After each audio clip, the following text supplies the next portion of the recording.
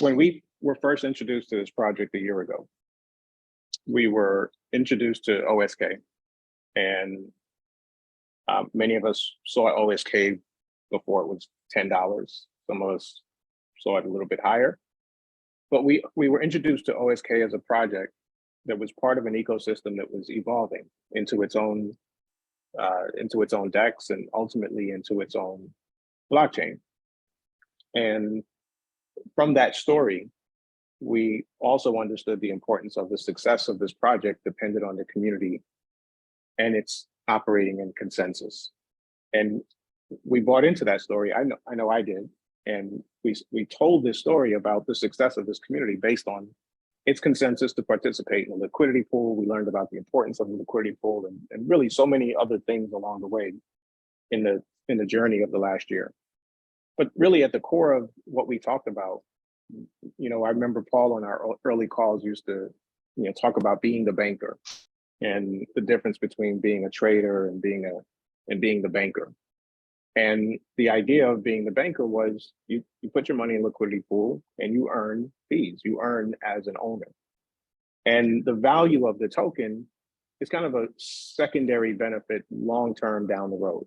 In the short term, you have the benefit in DeFi of earning right now fees, and you have the benefit of long-term growth in the asset. And what's happened in the last few months with the project, obviously it's gone through some of its changes, but just the evolution of the project itself without any external forces is the project going from an idea that we were investing in terms of tokens to a actual tangible product. There's now a DEX that's functioning and launching other projects on it and generating revenue.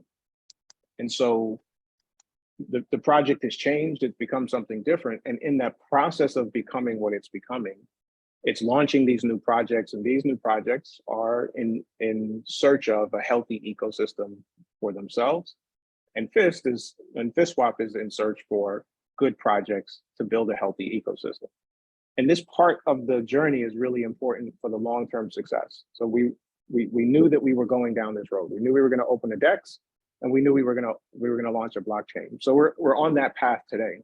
In order for the blockchain to be successful, we've been told and been repeating that it depends on the success of building a healthy ecosystem in the decentralized exchange. And then when we're able to do that, that healthy ecosystem, then naturally it makes sense to then follow and move into our own blockchain, where we would have even greater levels of control and influence over the success of the project. So this part of the journey that we're on right now, where the DEX is the central piece of this story, is a natural and important part of where we're going. And it's very different than the experience we had last year, because it's about everyone else coming in. It's about projects and developers and everyone else coming in. Whereas last year, it was about us and the value of our assets and our wallets and telling our friends and so forth. And so the attention that the folks at the top, so to speak, have on the project isn't necessarily as much as it is on our wallets as it is on how do we grow this ecosystem, because where we're going next needs this ecosystem to be healthy. So that's a change. It's a different experience than the one that we've had. And I think for us as a community, there's a little bit of weariness in trying to keep up with all of it. And so one of the things that we think would be helpful for us, and certainly from our standpoint, I'm speaking on behalf of the English International Community Node and that leadership group, that we would like to step back, or our intention is to step back from doing calls as often as we have. And so we're going to dial down our calls to once a month. We're going to do them on the second Monday of every month. And the reason for that is everything I just shared is setting an understanding that the project's focus was, we're going to buy these tokens, we're going to buy OSK. And then FST came along as an opportunity. We're going to buy FST, we're going to buy OSK. And if we're successful, when we're successful launching our DEX and building our blockchain, these two tokens are going to be a really important part of that ecosystem.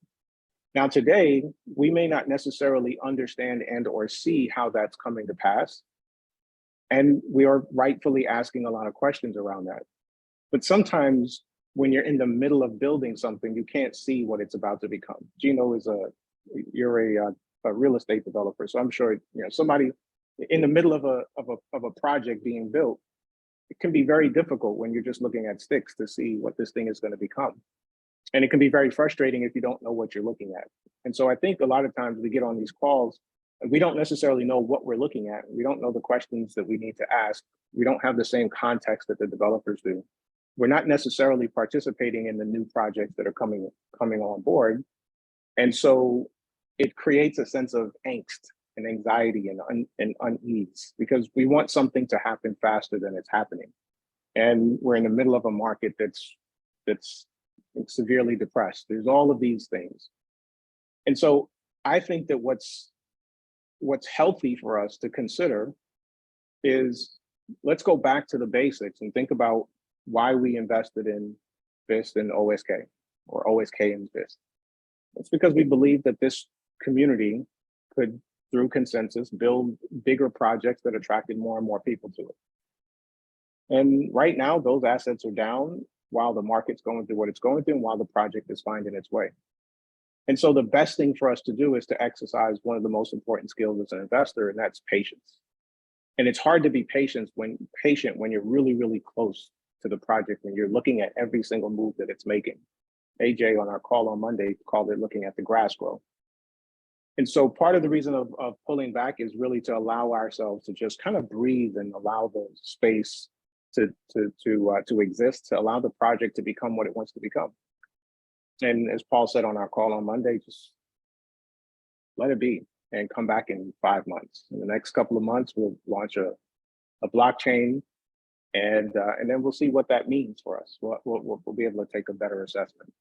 But in the meantime, we'll continue to gather. We, and I say we, the group that has been holding calls will do it once a month. If anybody has any interest in ever opening up a Zoom room and doing calls, guys, by no means does this mean that the calls have to stop on the schedule they've been on, just that we're taking a step back. There's a lot of time, energy, effort, resources that go into managing and leading the community, and then trying to be responsible for the information that comes in about the project. Right now, those are all challenges that we've been dealing with, and we're all in the project. We're all investors in the project, and that isn't changing. We're just giving ourselves and the project and the members of the community a little bit of space to just be patient, enjoy the journey, and we can always pop into a call if there's something that's important that needs to be discussed. We'll make those announcements, but we're going to dramatically reduce the schedule for the time being. So I'm going to pause there. If there are any questions or comments or thoughts, open up the floor for you guys.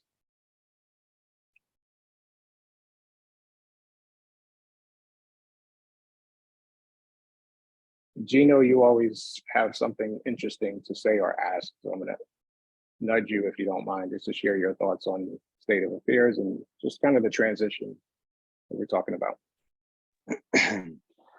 Well, at first, when you brought it to my attention, when we were talking the other day about scaling back, I was taken aback because we do appreciate your time and coming on here and always talking about the project, and I guess giving us all your information that you are aware of. And DeFi Max has been doing a great job in the last little while, and then came to a point where we realized, DeFi Max is looking around and getting all the information and doing a lot of work, going through all the groups, and then there was a little bit of a break in communication here. So I could understand where you're coming from, David, and I understand, I think, where Paul's coming from, to let the project breathe a little bit. The more we start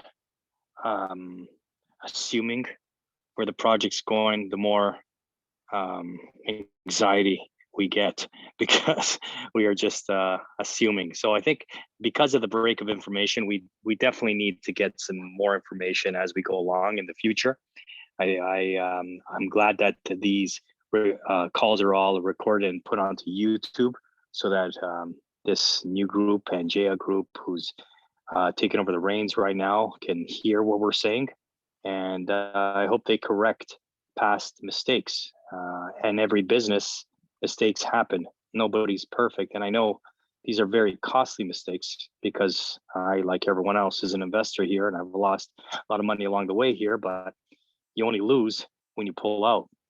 And I haven't really done that. I'm in the project still, and I will wait till Christmas and see how it goes. So I thank you for your time, and I appreciate you coming on at least once a month to bring this group together. And the group is always alive on Telegram. And I think amongst us, I think we should ask more questions on Telegram. I think Telegram and on Twitter, but specifically on Telegram, because that's where most of our members are on. And if you have any questions every day, I think people should ask it. And DeFi Max, I'm sure he'll come to the rescue here and get some information. So that's all I have to say. Thank you very much. Thank you, Gino.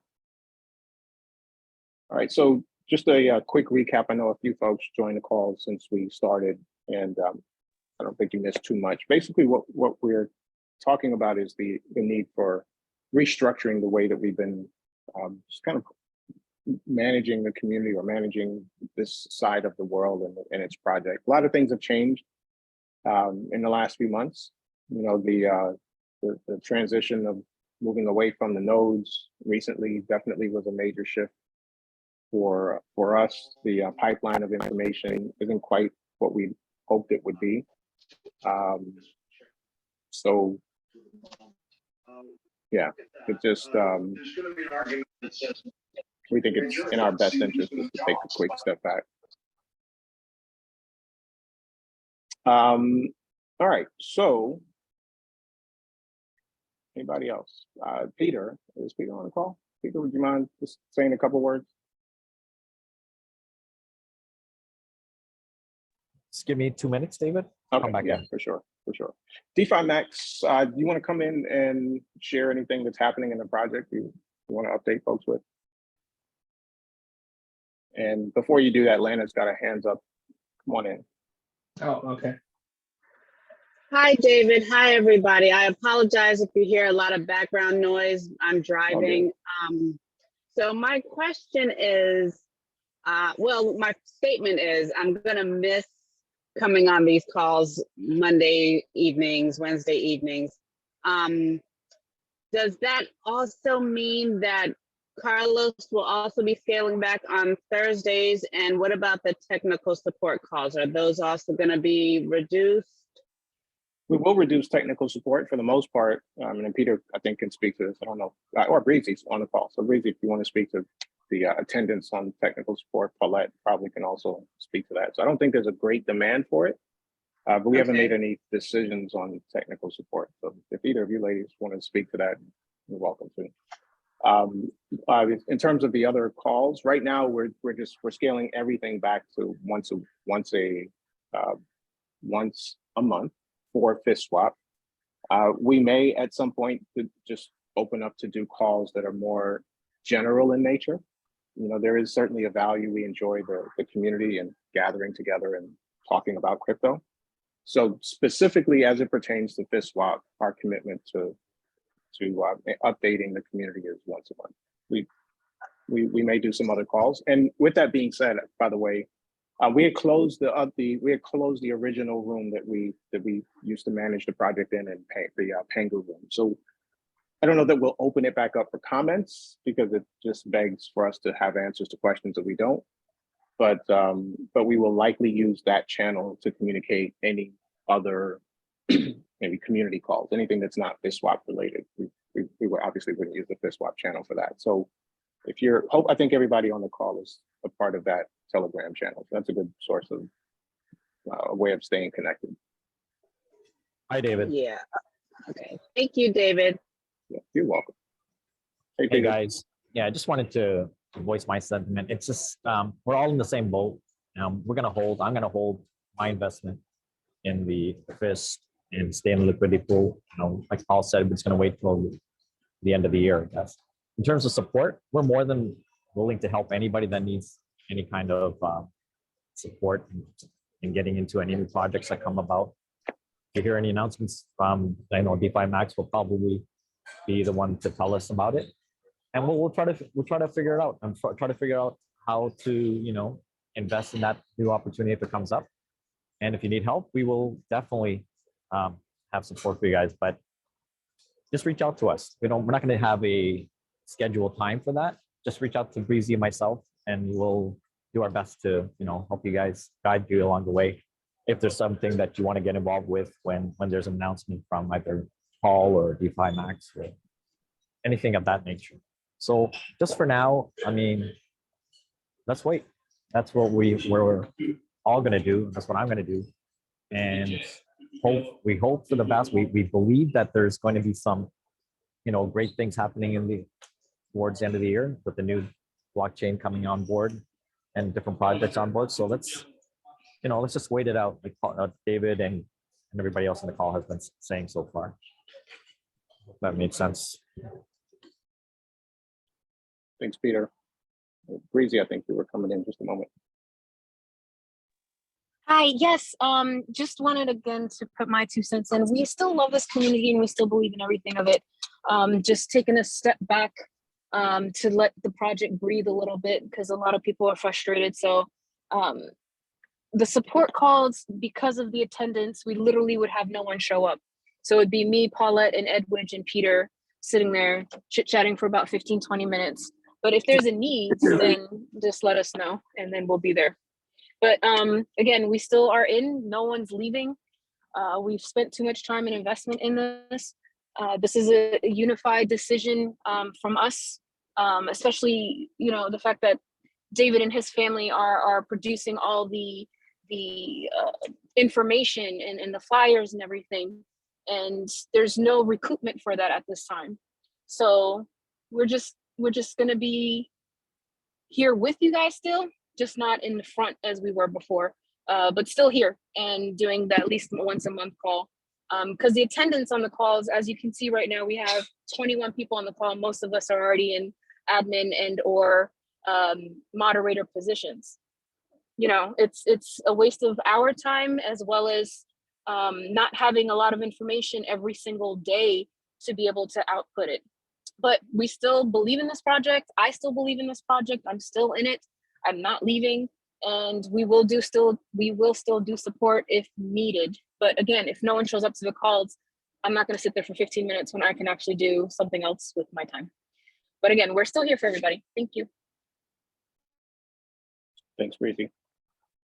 And to Lena's question earlier, about gathering, I think it's one of the things that I look forward to, I said this to the group, is just, we get together and kind of talk about the project as we're preparing for these calls. And sometimes those are the best conversations because we're thinking through it together. We're expressing our own questions and, we're kind of picking things apart so that we have a sense of what we're talking about when we get on the call. And so I would really love in the transition of the project to open up that nature of a call to a larger group of people that would like to participate, because we're all investors at the end of the day. We want to understand the project, some more than others, and so we'd like to I would like to participate in those kinds of conversations. It's very different than as you can imagine, when you have to host a call and present information, you have to have a certain mastery of that information or understanding of it. And you don't really get to talk about the project from an objective standpoint, especially in this new iteration of FSTSwap, the objective is to promote the project. And so it's a very unique position, and we really never get to be in any other position. We don't get to just talk about it. And, and some of the questions that we ask in private, I think they're great questions for us to talk about in public. And we can do that without bashing the project and pointing fingers and casting blame, but we can have really intelligent questions that help us to grow as investors and help us to look at the project from different vantage points. So I'm certainly open to that. And again, I think that one of the other opportunities this opens up is for anybody at any point in time to decide today or this week would be a great time to host a call. And it doesn't need anybody's permission to open up a Zoom room and make an announcement and say, hey, I'd like to get together. And so hopefully we see some of that. I'd love to be invited to a call. So for those of you, I think there's a couple people that just jumped into the room. Just a quick heads up on what we've been talking about. We're making some adjustments to the schedule for FSTSwap Zoom calls. We're dialing it down just a bit to once a month. We're going to do these calls to update the community on the second Monday of every month. And with that schedule, we hope to have Paul with us on those calls so that we can get all the things that are transpiring that are important to us. If something comes up that's super important, a move that needs to be made and that we're aware of, we'll call an impromptu meeting, or we'll announce a call in between. But for the most part, where this project is right now, most of us are invested in FIST and OSK. We've gotten fond through mining, and this is a good opportunity for us to just exercise patience. There's not a whole lot that we can do, and so the best thing for us to do is be patient and give the project some time to find its way through this season. DeFi Max, you were going to come in and share some thoughts or some updates with us. You want to pop in? Hey guys, this is mainly regarding to like what you should be doing at the meanwhile, right? As we know, some of the token prices are down, but there are some new updates in our farm if you were to just check it, right? So if you were to go to the e-pools, okay, and then the elephant pools, and then you will be like prior, a couple days ago, we were introduced to AutoFist. So basically what you do is you stake your FIST in there and you get a fixed return of APY there. And then now, I think yesterday they have added a, so much like the C pool where we put our funds and it spits out 1.5 more than the ones that you stick in, right? Based on the time that you are participating. So remember in a C pools, you got 60 days, 180 days, and 360 days. And then each one of these pools allows you to stake Fong to get more Fong, right? So this is back on the elephant pool. And then this time is staking and not burning, okay? So just to be mindful of that. And same thing is also with the OSK. And then it is there. You can stake your OSK in there to gain a little bit more. And then you get transaction fee as well, I believe. And then there's also I wanted to introduce you guys to the Light and LUSD side of things, right? But this belongs to a different ecology, but this ecology has been doing a lot to to support our swaps, right? So I think everybody should go on the website, their website, and read their white paper and know what it's about. And then so like basically like it's algorithmic coin, and then you'll be able to also stake your coins and then take out stable coins, and you can cash out that way if you needed the money, right? And then this way it's different from cashing out through USDT. So as you know, following the DeFi logic, if we were to sell our token in the USDT pool, regardless of which coin, right? Because all three tokens has the USDT pool, the price of our coins will go down because you're adding more of it to the pool, right? Because we're following that X times Y equals to K that formula. So if you were to exit through the LUSD side, right? it's another stable point, and then it like what this does is that the money doesn't go through the USDT pool, which then we'll see we won't see a drop in the price uh, in our USDT pool, and that's the thing, right? So and then whenever you feel like you want to get your token back, so just basically provide the same amount of LUSD and then exchange that back for your tokens, and then it's the same thing. So really have a look at this ecology. Okay, I would say it's the most important ecologies right now. But one thing I would advise people to not do is pull out every single liquidity that you have and exit through that side.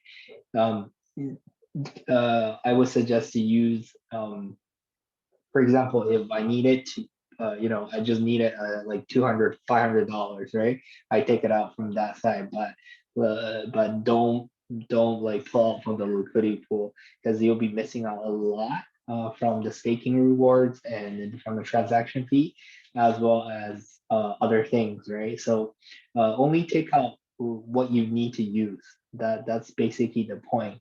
And yeah, and then there is something new as well that's coming. There is a NFT trading platform being developed, as we heard previously, and then now more information has come to the surface. So this NFT platform is called Roselle. Okay, Roselle, and then so what this will be is that we'll be able to get a chance to use our 3 tokens and then to mine for this NFT Roselle coin, right? It's still a token. And then I don't think they have the distributed weight right now, so we don't know if let's say FIST is going to get like 30%, OFK is going to get 40%. We don't know that yet, but they're working it out. But they have the very rudimentary information. So it's going to be, I think, 20 or 200. The supply is going to be, I think, 21 million or 210 million. I can't remember. So it was one of them. Okay, and then you're supposed to stick your coin in there for 180 days, and then after it ends, you can take it out, and then it'll be open for trading. And so like for people who are selling right now, they're gonna miss this one.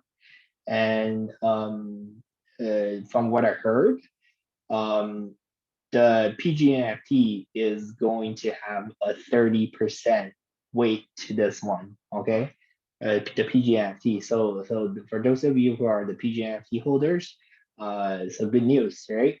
And then through this, any other NFT project that's going to be launching at the later stage is going to launch through the Roselle platform. Okay, and then so the IDO that are coming, right, are bound to this launchpad, and any PGNFT holders will get airdrop from there. So this is what I've heard. Okay, so it's not finalized, but it is something that they're working on, and something that they're announced so far. And then I think you'll be very soon you'll be able to see that on the roadmap on our help center, because this information is being either this information is being written on there. I think soon, as soon as they're finalized all the information.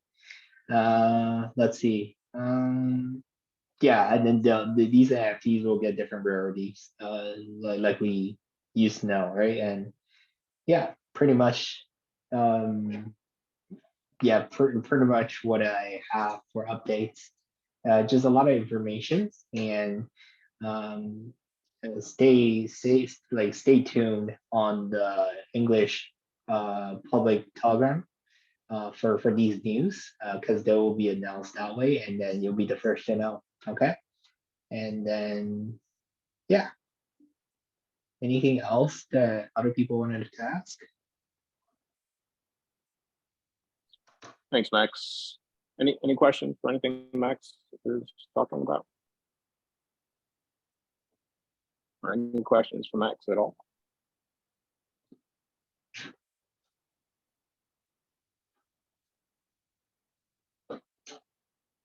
All right.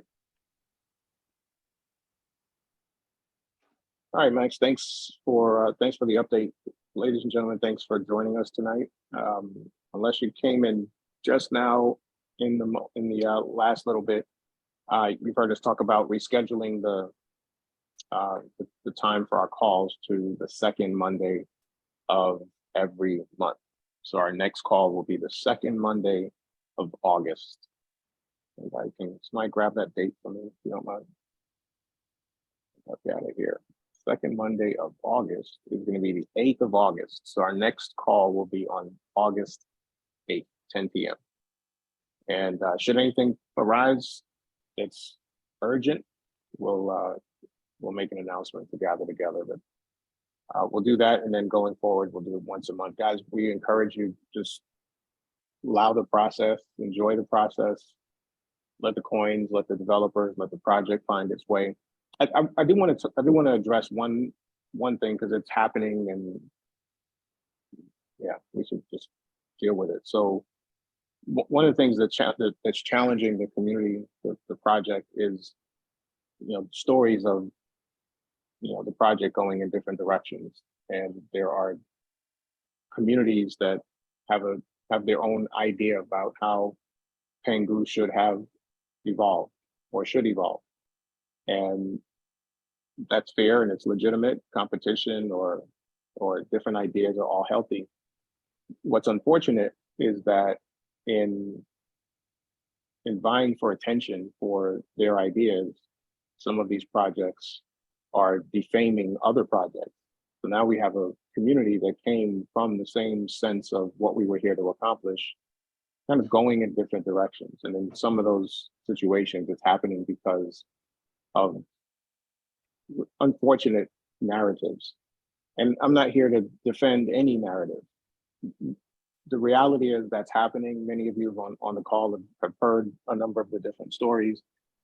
At the end of the day, one of the things I think is important for us who are investors in the project is where the project is today, no matter what somebody else's story is.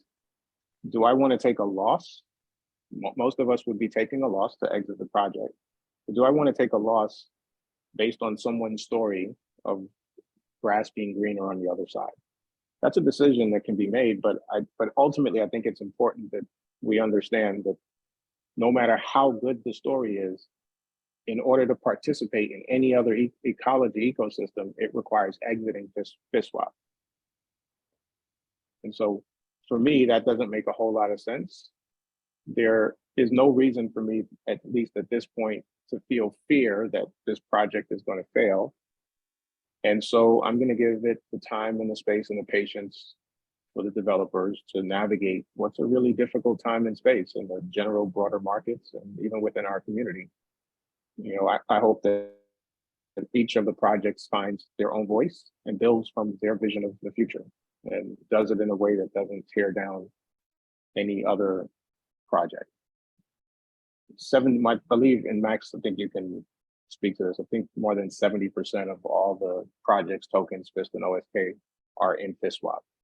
So this by far represents the vast majority of the original Pengu community.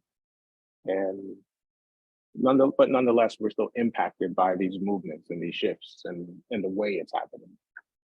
And so that's a reality. I'm not here to defend FSTSwap or to defame someone else's journey. It's what's happening. We should be aware of it. And we should be aware of how the choices of moving from one project to other impact your own financial investment. All right, we'll take one more round of questions, if there are any. Quiet bunch tonight. Hopefully everybody's feeling good about the transition. We look forward to gathering together and just kind of hanging out and talking crypto. Anybody else? Anybody have thoughts or questions? If not, we're gonna wrap up early tonight. Thanks, David. Thanks for all you've done in the past and continue to do for us and leading the way. And you know, your voice of reason is so soothing for a lot of us. So thank you so much. Thank you, Peter. Appreciate you. Thanks, David. Good call tonight. And we'll be back next month on the 8th. Thank you. Indeed. All right. Have a wonderful evening, everyone. Talk to you soon.